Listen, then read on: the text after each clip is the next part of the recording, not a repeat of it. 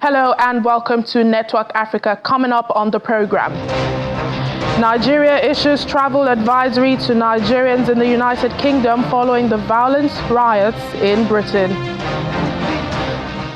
Nigerians in the Federal Capital Territory vow to continue their protest despite President Bola Tinubu's appeal for dialogue. Plus, Mali cuts diplomatic ties with Ukraine over Wagner ambush claims.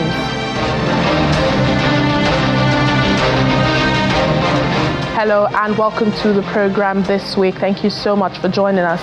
I'm Layo Olarinde. Let's begin with stories and happenings that made headlines over the weekend. Suspend any further protest. On Sunday, Nigeria's President Bola Tinubu delivered a broadcast to the nation in response to the August nationwide protest that began on Thursday last week. President Tinubu, in a 20-minute-long speech, bemoaned the violence by hoodlums who took advantage of the protest and commiserated with families of those who lost their lives. The protest was characterized by violence unleashed by hoodlums in some parts of the country in the northern region, apathy in the southeast, and vocal protestations in the southwest and south-south regions. Nigeria's number one citizen appealed to protesters to suspend the ongoing protest and dialogue with the federal government. Suspend any further protest and create room for dialogue, which I have always acceded to at the slightest opportunity. At least 32 people were killed late on Friday evening and 63 others injured in an explosion on a popular beach in the Somali capital Mogadishu. Al-Shabaab, an Al-Qaeda-linked armed group, claimed responsibility for the attack on the Lido beach. According to eyewitnesses and police, the assault began with a suicide bomber blowing himself up at the entrance of the Beachview Hotel. Several other attackers tried to storm the hotel and also fired on people on the beach where many residents were walking or sitting. And President of the Central African Republic says he's thankful to the UN Security Council for lifting the unfair arms embargo that prevented the government from providing defense and security forces at a press conference in Bangui. The embargo was reportedly imposed in 2013 following the ousting of the president at the time, President Francois Bozize, by predominantly Muslim rebels, which led the mostly Christian militia to fight back. The president also commended the Central African people, who he says showed great resilience in the face of the ban. Now, following that broadcast of the Nigerian president, some Nigerians have been reacting. They berate the speech of the president, claiming that he did not address the main issues that led to the nationwide protests. In the first instance, describing it as another form of campaign targeted at politicians and not those who yearn for a better livelihood. They add that they are not ready for the dialogue. Well, our correspondent Emanuela Ekele has more in this report. Thursday, August 1, 2024, is a day that has been etched in history as one where Nigerians took their destiny in their hands, demanding for better living conditions from the authorities. From Lagos to Abuja, to the southwest, the south-south and northern states, Nigerians defied all odds and marched through the streets, asking the federal and state governments to reverse its policies and give them a better economy.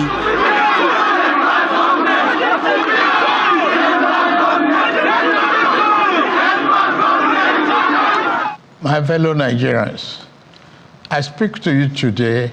4 days after, President Bola Tinubu speaks to the nation in a broadcast, presenting a scorecard on a range of issues like the economy, infrastructure, agriculture, oil and gas. This, however, is unappealing to some Nigerians, as they say the president did not tackle the main issues, such as fuel subsidy removal that is impacting negatively on the well-being of the people. In his speech, the president referred to CNG kits. Now I ask you, we heard before that our 4 refineries will be back to work. We heard that Dangote refinery has come on stream. So if the 4 refineries and Dangote refinery which has come on stream, why are we then spending billions and trillions on CNG. Now, the CNG kits, are we producing in Nigeria? No. We still require scarce foreign exchange to bring in the CNG kits. They turned down the olive branch for dialogue extended by the president, stating that the protest continues. Why will anybody want to dialogue with a president that did not even acknowledge that people died? That is not holding the security agencies accountable for people dying.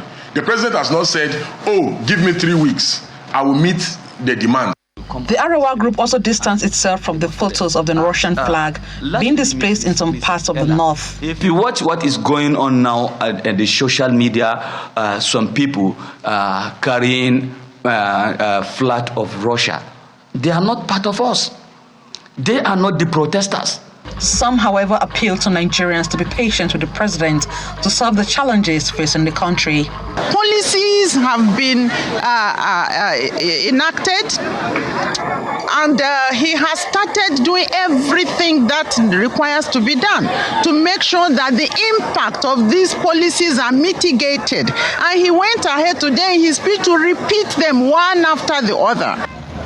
Many are watching as the week begins if the government and the protesters will find a common ground and have the demands of the protesters resolved, or what will transpire after the protest comes to an end on August 10th. Emanuela Ekele, Channels Television News. And as part of efforts to further press home their demands, some members of civil society organizations protesting over bad governance and hardship in Abuja have vowed to continue their daily protest by converging at the Moshood Abiola National Stadium in Abuja. Addressing a news conference, the National Coordinator of Youth Rights Campaign, Mr. Michael Lenin, says President Bola Tinubu's address to the nation failed to address their demands, so they have decided to continue their protest. The group equally criticized the court order restraining their protest to the National Stadium, as they claim it is a clear violation of their right of freedom of association and movement. Education. The government does not appear or is not displaying any form of readiness to meet our demands. We also read what the president read out today. No single demand from this protest was addressed by the president. So that our protest continues. And tomorrow is going to be a mass protest on Monday, and we'll be gathered at the National Stadium. And the question that was asked, are we going to go inside the stadium or not? What we've said from the very first day is that we are protesters. We are not footballers. We are not athletes, and we don't have the intention to prepare for Olympics yet. So that our protest will converge at the front of the National Stadium to exercise our democratic right. And we have said earlier that the court injunction against us is an attack on the democratic rights of us as citizens. And we are going to fight that on the street to ascertain, to make clear that we have the right to gather, and we have the right to also move, because we will not let the government to tell us how to express our anger. In the meantime, the federal government of Nigeria has issued a travel advisory to Nigerians in the United Kingdom following the violence and disorder that has trailed riots in the country. The advisory was signed by the spokesperson of the Ministry of Foreign Affairs, Ambassador Eche Abode. The government advised citizens to avoid political processions, protests, rallies and matches. The advisory further urges Nigerians in the UK to steer clear of crowded areas and large gatherings to remain vigilant. A violent protests broke out across the UK after 3 girls were killed and 10 people injured in a knife attack at a children's dance class in Southport, England, last Monday. According to reports in the UK, the deaths of the girls were seized on by anti-immigrant and anti-Muslim groups as misinformation spread that the suspected attacker was an immigrant and a radical Islamist. However, police in the UK have confirmed that the suspect was born in Britain and the situation is not being treated as a terrorist incident. Well, our London correspondent Simon Puzi gives us more details on the riots in the UK. So this is turning into really quite a big story here in the UK. Rioting of this nature is really pretty rare. You have to go back really to 2011 where we saw anything like this. So the authorities and the government are really quite worried about this spreading any further. Let's just bring you the latest. That is that a COBRA meeting, that's really an emergency meeting of the cabinet here in government, has just taken place. We haven't actually heard any details about what was discussed. What we have heard is the Home Secretary, Yvette Cooper, has condemned what she calls disgraceful scenes of violence and thuggery and has pledged swift justice for those involved in the unrest that we've seen over the last couple of nights. MPs are also calling for Parliament to be recalled. That would be a fairly big move. Parliament currently on recess for the summer holidays. Let's just run through then what's happened so far. There have been 6 arrests in South Yorkshire, although police there say many more are expected. They said that around 500 people were at a violent protest in Rotherham on Sunday, and that's where we can see some of these pretty disgraceful scenes with rioters throwing bricks and trying to charge a hotel where asylum seekers were staying. Hotels and libraries have also been burned, and shops across the country have been looted. A hotel housing asylum seekers also targeted just outside Rotherham, and there was violence in Middlesbrough, Liverpool and Belfast, as well as elsewhere. This all comes, of course, after 3 young girls were stabbed to death in Southport about a week ago. A huge story in itself. And then some misinformation was really spread online about the accused who stabbed those 3, saying that he was an illegal migrant, saying he came across in a small boat. Both of those are untrue. He was born in the UK in Cardiff. And the fear now, as I said earlier, is that authorities will worry how far this is going to spread. In 2011, there were riots that started in London and then spread across the UK, and 5 people ended up losing their lives in those protests. So at the moment, we haven't seen any deaths, but authorities will be working now, and the government will be working to try and stem these riots and hopefully quell them. And hopefully this rhetoric, they say, where they're going to, lock up people who go out and cause violence and unrest, they will be locked up and they will, spend a lot of time in jail. So they're hoping that that's going to try and stem these protests and hopefully bring them to an end so that we don't see any deaths and that disorder is kept to a minimum. Now, the UK is home to thousands of immigrants, many of whom are Africans. Many Nigerians and their British-born descendants are one of the larger immigrant groups in the country. We have joining us now Dr. David Feromi, Academic Director, Achievers Network UK Academy, a Nigerian living in the UK, to understand what is going on, especially in your neighborhood, Doctor, and how safe is it for immigrants at this time? Thank you so much for joining us. Right. Thank you very much for inviting me here. Thank you very much. I just want to be sure if I'm audible. Can you hear me? Yes, we can hear you loud and clear. I want to begin by asking your description of the riots going on presently in the UK. What is the situation today? Right. Thank you very much for that question. I would say that I would describe the riot as a lack of orientation, misinformation and lack of history and tolerance for racial differences and religious differences as well as a lack of respect for diversity and inclusion in the UK. From the look of things, based on the information we've seen on the TV, on internet, we could see that it's not getting better. It is understood that the police are doing their best and the parliament are doing their best. The Prime Minister has made a proclamation and also to ensure that the situation is being subsided and ensure that the country is back to a level of a stable level where everybody will be able to understand that there's a need to make a peace in the society and have a balanced society, and also ensure that everybody lives together in peace and harmony. Now, in living, in peace and harmony, talk to us about how the Nigerian community is doing at this time, for the safety of Nigerians and perhaps other immigrants.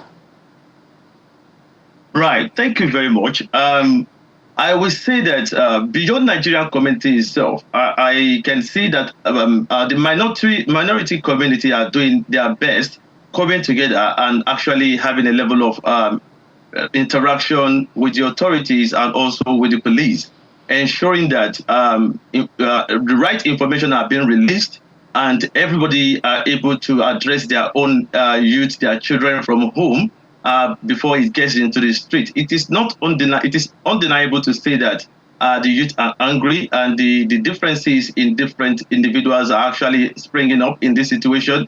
And definitely, in churches, in mosques, all the leaders, religious leaders, are doing their best in educating their own people and ensuring that the situation is not generating into more tension. And speaking about accurate information, I mean, these riots have been fueled by misinformation, according to the authorities, with a post that was saying that, the suspect in the Southport murder was an immigrant. But police have indeed clarified that he's British born, but this has not stopped the carnage that, we saw over the weekend. What do you think could, douse tensions?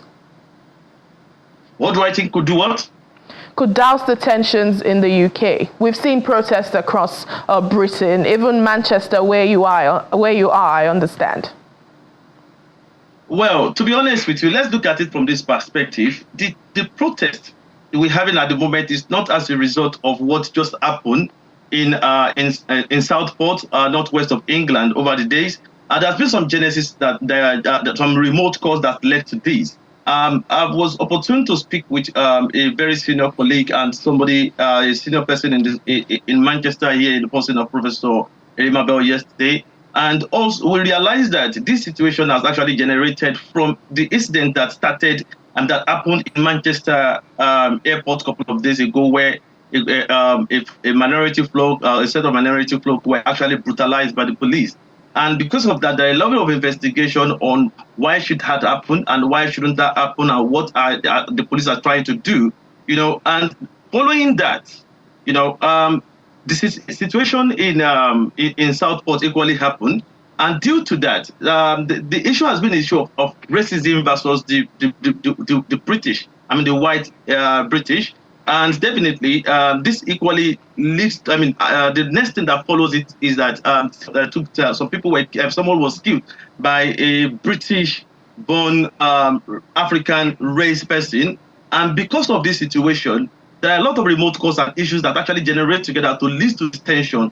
In the process of trying to use counter-defense in justifying a reason of what happened in the airport, and also to what happens in the Rampton, and the clash of interest and understanding of, it's black, it's white, it's this, it's that, generated to this. And definitely, when situations like that happen, it leads to more tension and keeps on bringing up more tension and, reference to this, reference to that. And definitely, like I said, the lack of orientation and information is actually leading to this. And we can, in a way, say that this misorientation, misinformation is actually being generated by, the white police. However, social inequality, social misbehavior, social situation will keep on happening from time to time that will, lead back to one another and start causing different issues. And definitely, this way, if the authority is not stepping in to do the right thing at the right time, just as I've said now, it will keep on leading to more tension. And it will keep on going on and going. Now it has led to issue. It might likely lead to issue of religion. Now that this person is black, white, and this person is British, is black. And the Prime Minister, Keir Starmer, has already said. Yeah, Dr. Fermi, I'm afraid we'll have to leave it right here. The Prime Minister, Keir Starmer, had already said they will crack down on criminals and get to the bottom of this. But we'd like to thank you so much, Dr. David Fermi, the Academic Director, Achievers Network. Thank you for joining us. All right, my pleasure. Thank you very much as well. Let's take a break at this time. Still ahead. China to renew the bilateral currency swap agreement signed with Nigeria in 2018. Please join us again for more details. Thank you for staying with us. Mali has announced it is severing diplomatic ties with Ukraine, accusing a senior official of having admitted Kyiv's role in a heavy defeat in July that killed dozens of mercenaries from Russia's Wagner Group as well as Malian soldiers. The northern Tuareg rebels say they killed at least 84 mercenaries and 47 Malian soldiers over 3 days of fighting late last month in the north of the West African country in what appeared to be Wagner's heaviest defeat since it stepped into the conflict 2 years ago. Last week, the spokesperson for Ukraine's military intelligence agency said that the Malian rebels had received all the information they needed, which allowed them to carry out their operation against the Russian Wagner group. Well, according to Malian spokesperson Colonel Abdoulaye Maiga, Mali had learnt with deep shock the remarks of Mr. Yusuf admitting Ukraine's involvement in what it called barbaric, cowardly and treacherous attack by armed terrorist groups. A statement adds that Mali would break off relations with immediate effect. Meanwhile, in the shadow of the Kremlin, more than 70 Russians have paid homage to Wagner fighters killed in a major battle with Mali rebels and Islamist fighters. In Moscow, just 100 meters from the Kremlin, dozens of Russians came to mourn the fallen Wagner fighters. One man dressed in military clothing and wearing Wagner badges kneeled before pictures of the group's fighters that were killed in Mali. Beneath flags with the Wagner motto of blood, honor, motherland, courage, some people lit candles. One woman on knees wept before a picture of a Wagner fighter, while others laid red carnations below pictures of the dead. The Wagner mercenary group said last month its fighters and Malian soldiers had taken losses in heavy fighting against Tuareg rebels and Islamist fighters from an Al-Qaeda affiliate near Mali's border with Algeria. Now, Mali, where military authorities have seized power in coups in 2020 and 2021, is battling a years-long Islamist insurgency. It has said Russian forces there are not Wagner mercenaries, but trainers that are helping local troops with equipment bought from Russia. China has every intention to renew the bilateral currency swap agreement signed between the People's Bank of China and Nigeria in 2018. The deal, valued at $16 billion, commenced through the Special Secondary Market Intervention Sales Retail, dedicated to the payment of RMB-denominated letters of credit for raw materials and machinery and agriculture. Only took off 3 months after it was signed. Since then, there has been little or nothing in that regard. At a press conference with Nigerian journalists in Changsha, China, Chairman China Africa Economic and Trade Promotion Council Xu Jianping says the Chinese government is working to renew the partnership and would be discussing this with Nigeria's leaders when he visits the continent next month. Our Foreign Affairs correspondent Amarachi Ubani reports. The volume of trade between Nigeria and China stood at $22.6 billion as of 2023, and the country maintained its position as the top global trading partner with Nigeria, which in turn stands as the third largest trading partner for China in Africa. Despite this, trade relations are predicted to have room for expanded growth, stalled by a number of factors, as explained by Chairman of the China Africa Economic and Trade Promotion Council, Mr. Xu Jianping, through an interpreter.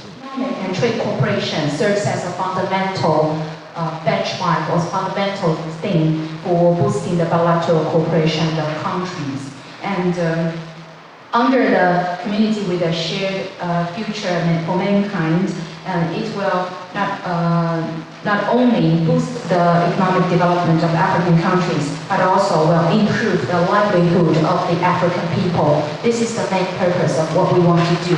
As we just communicated with Mr. Charles, there are several issues. The manufacturing industry is not well-functioned or well-developed in African countries, and we want to create more jobs. We want to do the local production. So this issues has already occurred during the bilateral cooperation, and we hope under the guidance of the general proposal we can solve these issues. He addresses the issue of currency swap, an agreement signed between the Bank of the People's Republic of China and Nigeria in April 2018, indicating the buck stops at the table of the Nigerian government. The Chinese government promotes the barter trade and also the barter trade plus investment model for doing the business-to-business cooperation. And also this is also I would like to discuss with the Nigerian side. But currently it has been under study and researches, and we didn't come up with a solution or proposal for solving the issue. Mr. Zhu plans to make a visit to 5 African countries next month, Nigeria included, to promote the China-Africa Economic and Trade In-Depth Cooperation Pilot Zone incorporated into the Hunan Free Trade Zone.